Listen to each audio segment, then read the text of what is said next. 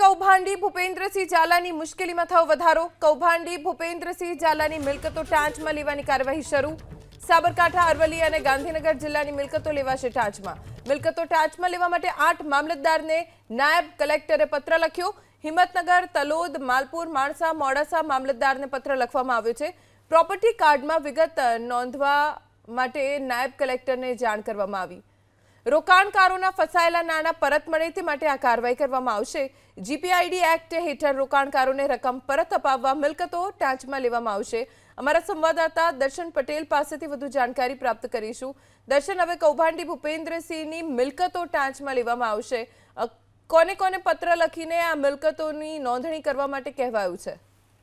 ધ્વનિ, જે પ્રકારે સાબરકાંઠા જિલ્લાના બીઝેડ કૌભાંડ મામલો સામે આવ્યો હતો અને બીઝેડ ગ્રુપના જે સીઈઓ છે ભૂપેન્દ્રસિંહ ઝાલા, તેઓ અત્યારે હાલ જીપીઆઈડી એક્ટ અન્વયે જે કેસ ચાલી રહ્યો છે તેમાં સાબરમતી જેલમાં કસ્ટડીમાં છે। સાથે જ તેના જે મળતિયાઓ છે તે પણ અત્યારે હાલ જેલમાં છે। જોકે ગૃહ વિભાગ દ્વારા ભૂપેન્દ્રસિંહ ઝાલા અને બીઝેડ ગ્રુપના નામે જે પણ મિલકતો છે તે મિલકતોને ટાંચમાં લેવાનો એક આદેશ જારી કર્યો હતો અને તેમાં હિંમતનગર જે પ્રાંત ઓફિસર છે તેઓને આ જવાબદારી સોંપવામાં આવી હતી। તેઓ દ્વારા સાબરકાંઠા, અરવલ્લી અને ગાંધીનગર જિલ્લામાં જે પણ મિલકતો આવેલી છે તેના માટે હિંમતનગર, તલોદ, માલપુર, માણસા, મોડાસા સહિતના જે મામલતદારો છે તેઓને કાર્યવાહી માટેનો એક પત્ર લખી જાણ કરી દેવામાં આવી છે।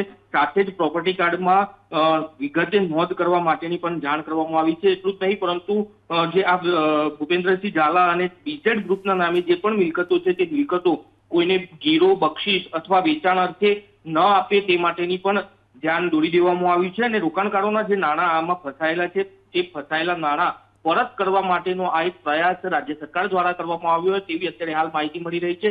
સાથે જ આ તમામ રિપોર્ટ છે તે કોર્ટની અંદર રજૂ કરવામાં આવશે અને કોર્ટ આગામી જે સૂચન કરશે તે પ્રમાણેની કાર્યવાહી હાથ ધરવામાં આવશે।